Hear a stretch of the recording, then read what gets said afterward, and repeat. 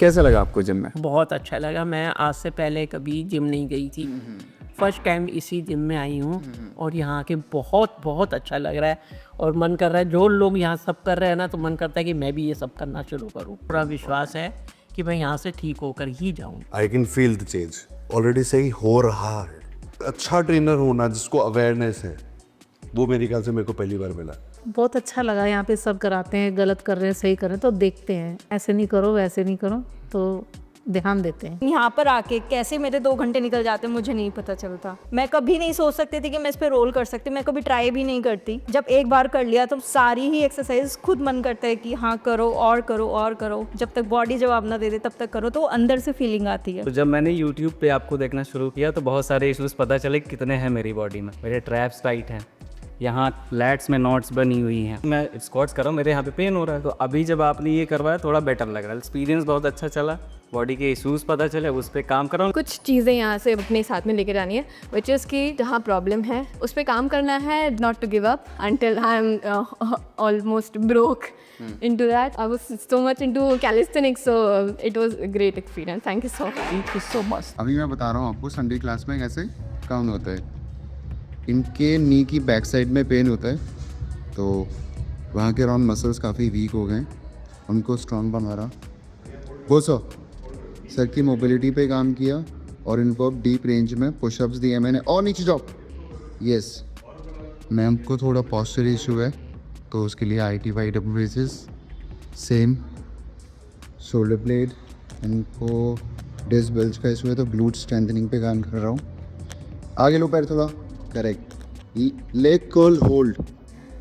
Ma'am को भी थोड़ा नी में इशू है तो इस पर काम। सर की लोअर बैक काफ़ी टाइट है तो उसको बॉल के थ्रू रिलीज़ कराना है। होल्ड करते रहना। मैम को भी नी में इशू है तो क्वाड्रिसेप्स स्ट्रेंथनिंग के लिए मैंने नी एक्सटेंशन पर होल्ड दिया है। मैम को शोल्डर और स्कैपुला के अराउंड वीकनेस बहुत ज़्यादा है, उसके अकॉर्डिंग मसल्स को आइसोलेट करके मैं स्ट्रॉन्ग बनाया। मैम तो जेफरसन कर्ल्स दिए हुआ है। इसके बाद इनको करेंगे हैंड्स इन, तो सबको काफ़ी पर्सनली देखना होगा। ये एक्सक्लूसिव संडे क्लास है भाई। देखो मुझे गाइस, सब लोग ये पोस्चर लो। अभी मैं आपको हैंड्स एंड किक सिखा रहा हूँ। Take this posture quickly. यहाँ से hip up, this leg up. अब सिर्फ इसी पैर से किक करो ऐसे, दिस। और गुड, अपना पैर आगे लो और बॉडी वेट आर्म्स पे लेके आओ। Good one. हम पूछते हैं कि नी में दर्द हो गया है, हम क्या करें? आप हिंदी कैट करोगे, ठीक है, सेफ है। आप अभी किक कर रहे हो, आपको घुटने में दर्द है, या और किसी को भी घुटने में दर्द हो, किसी को दिक्कत आ रही है इससे? कितनी सेफ मूवमेंट है। बट यहीं पे अगर इतनी सी गलती कर दी प्रोसेस में, मैंने आपको स्ट्रेट लेग करके कराया है, पता है ये दिस, वहीं पे हमने ये कर दिया या ये, भैया इस तरीके से बैठ गए, वहीं पे गया। अब लोग क्या बोलेंगे कि मैं हैंड सेंड कर रहा था, किक लगा रहा था, मेरे को दिक्कत हो गई। प्रॉब्लम कहाँ थी? प्रोसेस, बस। बैक में नहीं आता हैंडस्टैंड, लोअर बैक। अब देखो बात आती है बैक की। डेफिनेटली आएगा अगर आपकी स्पाइन में मोबिलिटी नहीं है इस पोस्चर में झुकने की, तो अब ये क्या हो रहा है, बैक खिंचेगी। बट अगर यहीं पे ओपन अप होगी तो नहीं आएगा। That's why Jefferson curl is the game changer, because जब खुल जाएगी स्पाइन तभी तो मैं अच्छे से किक कर पाऊंगा। अभी इसमें एक और चीज़ देखो कि आप राइट से अच्छा कर पा रहे हो लेफ्ट से। 2 चीज़ें होती हैं, किक भी बेहतर हो जाती है, कार्डियो भी हो जाता है और बॉडी वेट के साथ सर्किट भी हो जाता है। दूसरा, एक मूवमेंट की प्रोग्रेशन भी हो जाती है। सिर्फ सारा खेला है कि आपको प्रोसेस आना चाहिए, दैट्स इट। शोल्डर में जान नहीं है, कोई भी एक्सरसाइज कर रहे हो, लोअर बैक आर्च, जान नहीं है शोल्डर में, दिक्कत कहाँ पे होगी? लोअर बैक में। तो ये पता भी नहीं है लोगों को आधा कि उनकी शरीर की पूरी ओवरऑल स्ट्रेंथ, अगर उनके शोल्डर स्ट्रांग नहीं है, उनकी चेस्ट स्ट्रांग नहीं है, उनकी बैक स्ट्रांग नहीं है, हर मूवमेंट कहाँ से कॉम्पनसेट होगी? लोअर बैक से। और जब लोअर बैक में दर्द होता है तो हम लोअर बैक ठीक करा रहे होते हैं, बट प्रॉब्लम कहाँ से हुई थी? क्योंकि बाकी के बॉडी पार्ट्स हमारे स्ट्रांग नहीं थे। इसीलिए मैंने उनको लाइट वेट से होल्ड दिए, होल्ड, वो भी बैक के सपोर्ट से। क्यों? क्योंकि डिस्क बल जाए, स्पाइन इशू है, सेफ भी रहेगा, शोल्डर भी स्ट्रांग बन जाएगा। वहीं पे तुम क्या कर रहे थे जब तुमको डिस्क बल हुआ? ओवरहेड प्रेस मार रहे थे, ओवरहेड प्रेस, बैठ के बेंच पे इंक्लाइन, है ना? तुम्हारी चेस्ट ओपन अप नहीं है, तुम्हारे शोल्डर ब्लेड स्क्वीज नहीं होते प्रॉपर, तुम्हारी स्पाइन मोबिलिटी बेटर नहीं है। तुम कितना भी चेस्ट मान लो, कितना भी वजन उठा लो, मैंने सारी बैक की एक्सरसाइज करी है मगर पंप अप ही हो गई। एग्जैक्टली, तुम कितना भी लगा लो, ठीक है, तुम्हारी चेस्ट कभी बिल्ड नहीं होगी और वो रेग्रेसिवली वजन उठाएंगे, बन नहीं रही शोल्डर इंजरीज। ठीक है, जब यही चीज़ स्ट्रॉन्ग बन जाएगी ना, जब बेंच प्रेस लगाने जाओगे ऐसे उठेगा बेंच, दिस, है ना? वहाँ पे क्या बोलते रहेंगे? Chest out, chest out. वो चेस्ट आउट तो हो नहीं पाती, बैक आर्च। ये इशू, ये कॉमन इश्यूज हैं फिटनेस इंडस्ट्री के अंदर कि चेस्ट बनाने के लिए लोग चेस्ट मारने पे फोकस कर रहे हैं, मैकेनिज्म पे फोकस नहीं कर रहे। ये नहीं देख रहे कि बंदे की स्पाइन की मोबिलिटी ही नहीं है, वो इस पोस्चर में है, उससे और चेस्ट लगवाते हैं, वो और टाइट हो जाते हैं और दिक्कत देने लग जाता है वो। हाँ, तो बेसिकली आपको करना क्या है? थोरेसिक स्पाइन की मोबिलिटी जो मैंने कराई, shoulder blades strength through machine, through body weight और थ्रू अदर एक्सरसाइजेस, और उसके बाद डीप पुशअप होल्ड्स, ठीक है, जिससे कि अडेप्ट करे इस रेंज में बॉडी जल्दी से जल्दी। हम क्या करते हैं? बस लिमिटेड रेंज ऑफ मोशंस में लगाते रहते हैं, वजन बढ़ाते रहते हैं, एक टाइम के बाद शोल्डर इंजरीज। ये कॉमन इश्यूज हैं। इस मूवमेंट का बेनिफिट बता देता हूँ। शोल्डर्स एलिवेट रहते हैं, लैपटॉप पे बैठ के काम कर रहे हो, इस तरीके से रह रहे हो, राइट? तो ये मूवमेंट क्या करती है? शोल्डर्स को डिप्रेस करती है ऐसे, राइट? ये देखो, 1 2, हमने यहाँ पे होल्ड किया, ये देखो कर रही है ना, ये मसल्स स्ट्रॉन्ग भी बन रहे हैं, स्ट्रेच भी हो रहे हैं, ठीक है, और एक फियर भी अनलॉक कर रहे हो आप। दूसरा, ग्रिप स्ट्रॉन्ग बन रही है, फोरआर्म में भी काफ़ी अच्छा खासा प्रेशर आ रहा होगा, या करेक्ट, इसीलिए इंपॉर्टेंट है। दूसरा, जब आप ऐसी मूवमेंट्स करते हो जिनमें आपको फियर है, उससे क्या होता है? कॉन्फिडेंस बढ़ता है। अभी ये शुरुआत है बैक लीवर की, धीरे धीरे इसमें जब आप मास्टर हो जाओगे, you will open one leg slowly down, तो जो प्रेशर है वो और इंक्रीज होगा। अभी वन लेग से किया, देखने में अच्छा लग रहा था, ठीक है, अब same movement with both legs.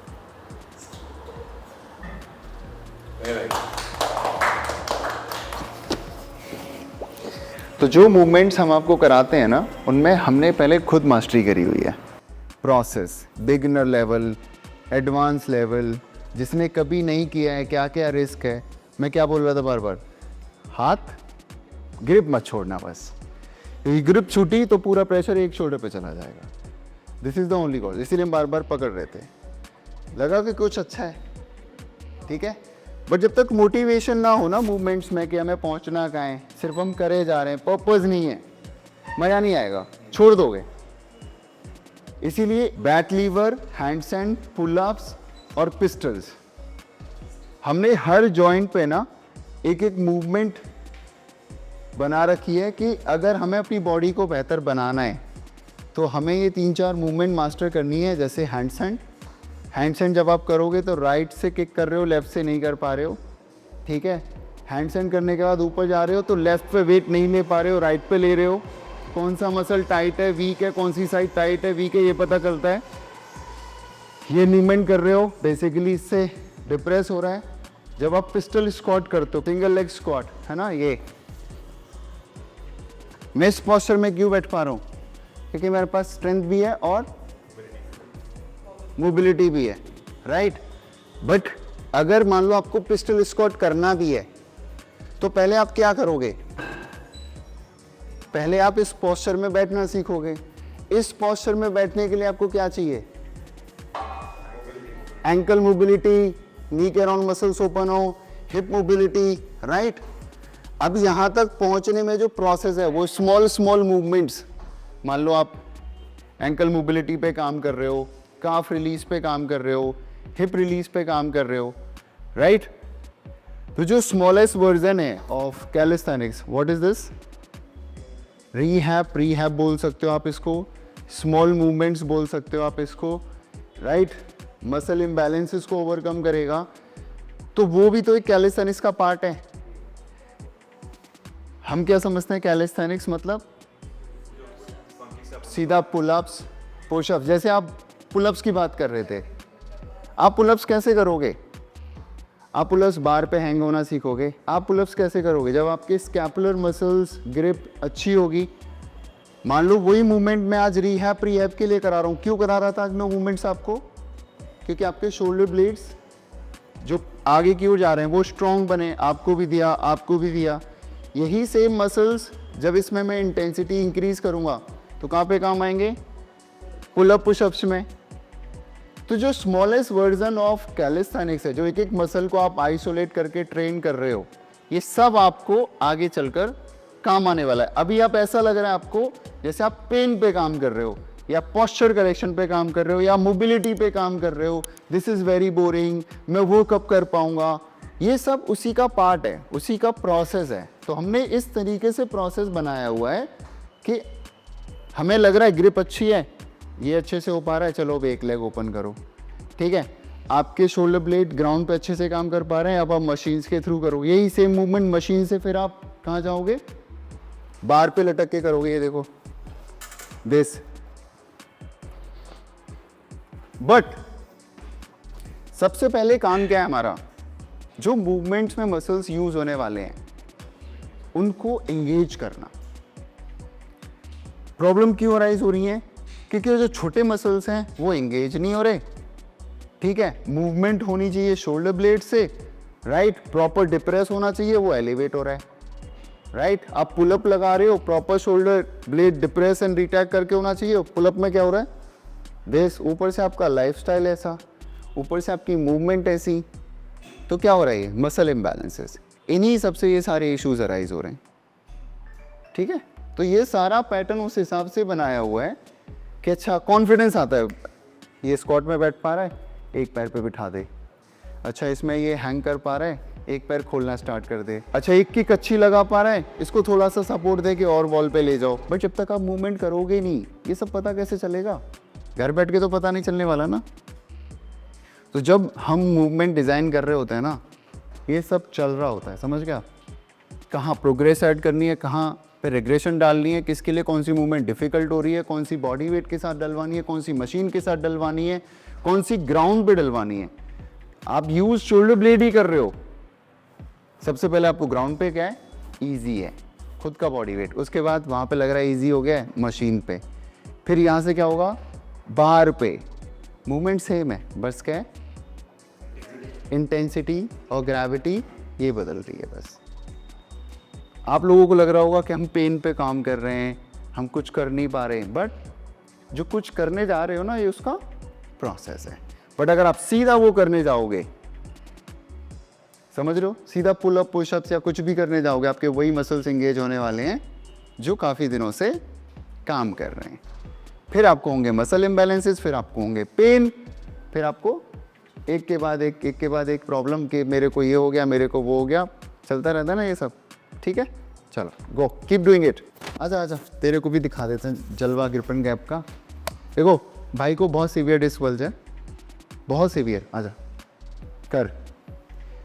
One of the safest movement है, जिसको भी डिस्क बल्ज है उसके लिए स्किन दी कैट। आर्म्स क्लोज रखो, बस गो, जाओ, बस ज़्यादा टाइट नहीं बॉडी। लाओ पैर निकाल के, बस निकालो। अब धीरे धीरे, बस बस कुछ मत करो। नीज को चेस्ट पे लेके आओ, बस लाओ इधर, हिप को इधर लेके आओ, इधर होल्ड करो यहाँ पे, और लेके आओ। उधर फॉल हो रही है तो इधर आएगी ना, होल्ड करो, बस होल्ड करो। स्ट्रेंथ है, धीरे धीरे नीचे आओ, नीचे आओ, धीरे धीरे नीचे आओ, रख दो। कुछ हुआ? थोड़ा थोड़ा स्ट्रेच, बट कोई मेजर तो नहीं है ना, थोड़ा बहुत तो वो खड़े होने में भी आएगा। One of the best movement, जिसको भी डिस्क बल जाए या स्पाइनल इशू है, स्किन दी कैट और उसकी progression one of the best movement में आता है। ये बहुत लोगों को कराया है ये। धीरे धीरे प्रोग्रेशन करोगे, सिंगल लेग बैक लीवर, और जब दोनों लेग स्ट्रेट हो जाएंगे तो बैक लीवर कंप्लीट हो जाएगा। और जब बैक लीवर अच्छा हो जाएगा तो कभी वो बैक हाइपर करते हो आप लोग बेंच पर लेट के ऐसे, लोअर बैक ग्लूट स्ट्रॉन्ग बनाने के लिए, फिर वो करोगे यहाँ पे। ये देख लो, ये देख लो आज पहुंचना कहाँ है। भाई मेरा फोन निकाल देगा कोई। पहले बैक लीवर में गए,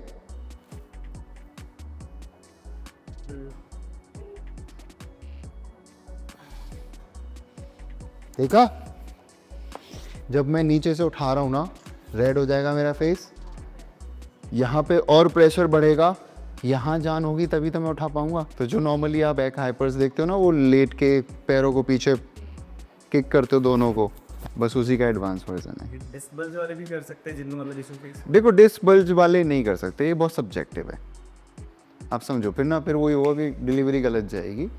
प्रोग्रेशन मसल स्ट्रॉन्ग होंगे तो डिस्क बल्ज वाले भी कर सकते हैं, बट डिपेंड करेगा कि डिस्क बल्ज है कितना। जैसे सर हैं, सर को मैं करा दूंगा, बट अभी इनका थोड़ा एक्सट्रीम है, धीरे धीरे लेके आऊँगा, गिव अप नहीं करूँगा कि नहीं कर सकते, किस तरीके से लेके आना है ये सोचूंगा, प्रोग्रेशन ऐड करूँगा, तभी हो पाएगा। नॉट कि नहीं कर सकते हैं और कर सकते हैं, इज़ वेरी सब्जेक्टिव।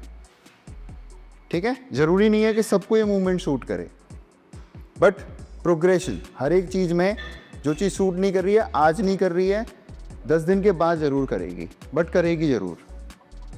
अभी तक के रिकॉर्ड में मेरे साथ तो कोई ऐसा बंदा आया नहीं है, मतलब बहुत सारे लोग मेरे पास डिस्क बल्ज बैक पेन लेकर आते हैं जिसको मैंने ये मूवमेंट नहीं कराई, अभी तक तो नहीं आया। क्योंकि मैं सोशल मीडिया प्लेटफॉर्म पे बोल दूँ, पता चला जिनको हो रखा है वो सब चालू हो गए, बट सिंपल है ना, गाइडेंस धीरे धीरे लेके आया हूँ, बट कराया मैंने सबको है, करा तो मैंने आज इनको भी दिया। बिलीव नहीं कर सकती, मैं तो कभी ट्राई भी ना करती। ये चीज़ ना, आज तन्वी को मैं मुश्किल से लेकर आया हूँ, आई थिंक नेक्स्ट टाइम से ये मुझे उठाएगी। चलो चलते हैं। और मज़ा आया। हाँ नहीं, लेकिन अच्छा लग रहा है, मन कर रहा है कि बार बार जी। मूवमेंट्स का यही तो चार्म है, पता है, बट अगर वहीं पे आपको सिर्फ आपको रिहैब में डाल दिया जाए, वो मोटिवेशन नहीं आएगा आपको। बट ये कॉन्फिडेंस हमें तभी आता है जब आप, या करेक्ट, ये कॉन्फिडेंस बहुत ज़रूरी है कि अब देखो, अब माहौल ही चेंज हो गया पूरे जिम का है ना। अभी सब कैसे लगे हुए थे, कोई इस कॉर्नर में शोल्डर ब्लेड ठीक कर रहा है, कोई कुछ ठीक कर रहा है, बट अब पूरा माहौल चेंज हो गया। वाई? बिकॉज अब देखो, जो ब्रेन है ना, इसको चाहिए स्टिमुलस। अभी सबको लग रहा है यार क्या कर रहे हैं, रीहैब, जॉइंट, ये, बट जैसे ही आया ना, सबके एक फेस पे ना सबकी स्माइल दिख रही है मेरे को, बट यहाँ तक पहुँचने में थोड़ा टाइम लगता है।